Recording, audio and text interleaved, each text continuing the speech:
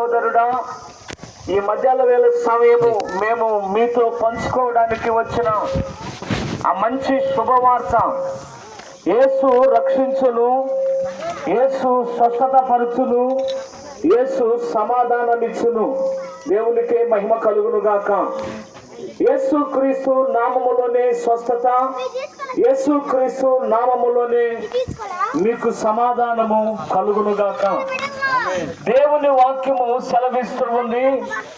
యోహాను శుభవార్త 14వ అధ్యాయము 6 మొదటన, మీ హృదయములను కలవర పడనీయకుడి, దేవుని యందు విశ్వాసం ఉంచుచున్నారు, నా యందును విశ్వాసం ఉంచండి.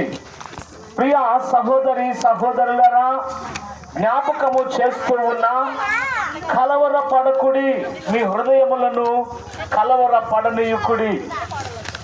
ఏ రకమైన కలవరమైనా సరే ఈ మధ్యాహ్న వేళ సమయంలో యేసు క్రీస్తు ప్రభు పేరట ఆనబెట్టి మీ సేవకులుగా ఆయన పంపిన వారిముగా ప్రకటిస్తూ ఉన్నాం. ఎన్నో సంవత్సరములు వివాహమై గర్భఫలము లేని నింద అవమానములతో కలవరముతో ఉన్నావా? ఎన్నో సంవత్సరాలుగా ఎన్ని డబ్బులు ఖర్చు పెట్టినా నయము కాని రోగముతో సతమతమవుతూ కలవరముతో ఉన్నావా? ఎంత సంపాదించినా తీరని అప్పులు, బాధ, ఇరుకు ఇబ్బందులతో ఉన్నావా? తోటి సహోదరుల నింద, తోటి సహోదరుల అవమానము, ఎన్ని రకాలైన కలవరము, ఎన్నో రకాలైన కలవరము. ఏ కలవరమైనా సరే, ఏ బాధ అయినా సరే, ఏ ఇరుకైనా సరే, ఎటువంటి ఇబ్బందుల్లో నువ్వు ఉన్నా సరే, ఈ సమయము నువ్వు ఉన్న స్థలములో ప్రభువైన యేసుక్రీస్తు ప్రభువారిని నిజమైన రక్షకుడని నువ్వు అంగీకరించినట్లయితే నీ హృదయములో ఉన్న కలవరము తొలగించుటకు సమర్థుడైన దేవుడు నజరేయుడైన యేసుక్రీస్తు ప్రభువారు. ఆయనకే మహిమ కలుగును గాక. నా ప్రియమైన గ్రామ ప్రజలారా, ఒకానొక దినం సమయం అదే విధముగా ఆహారము లేక, వస్త్రము లేక, ఉండను ఇల్లు లేని స్థితిలో మా తల్లిదండ్రులు మా చిన్న పిల్లలప్పుడు చిన్న వయసులో కలవరముతో ఉండగా, ఎన్నో రకాలైన బాధలు, ఇరుకులు, ఇబ్బందులతో ఉండగా, ఇదే రీతిగా సువార్త ప్రకటించుచున్న సమయంలో మా తల్లిదండ్రులు యేసుక్రీస్తు ప్రభువారిని అంగీకరించడము జరిగింది. ప్రియులరా, ఆ దినము మాకు ఉండడానికి స్థలము, ఇల్లు లేదు. ప్రియులరా, ఆ దినము మాకు మంచి వస్త్రములు లేవు. ప్రియులరా, ఆ దినము మేము భోంచేయడానికి మంచి భోజనము కూడా లేదు. దీన దరిద్రులము.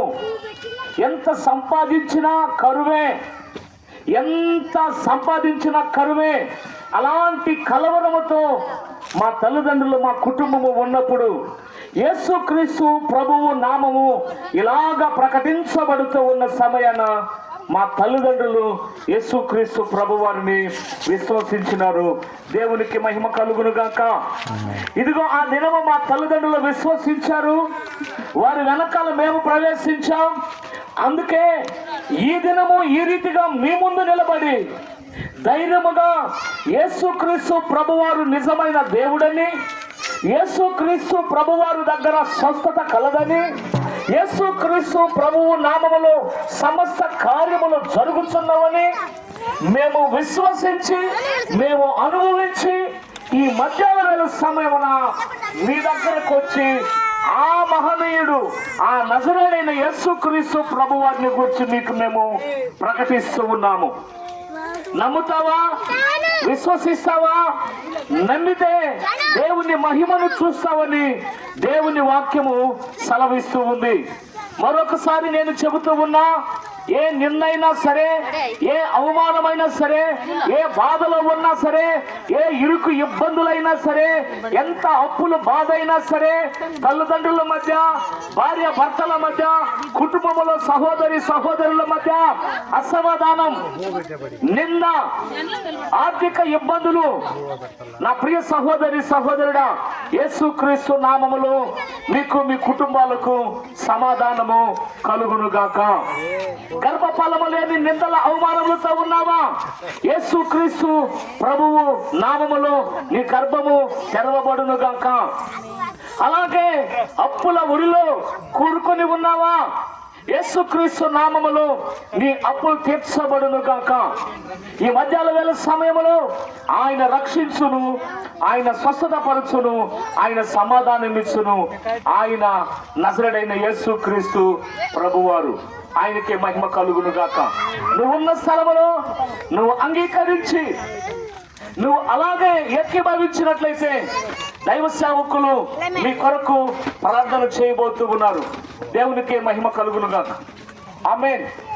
ఏ సమస్య అయినా, ఏ ఇరుకులో ఉన్నా, ఏ ఇబ్బందులో ఉన్నా, నా ప్రియ సహోదరి సహోదరుడా, నువ్వు అక్కడే ఉండి అంగీకరించినట్లయితే, ప్రభు నామమును నువ్వు అంగీకరించినట్లయితే, నీ కొరకు దైవ సేవకులు ప్రార్థించ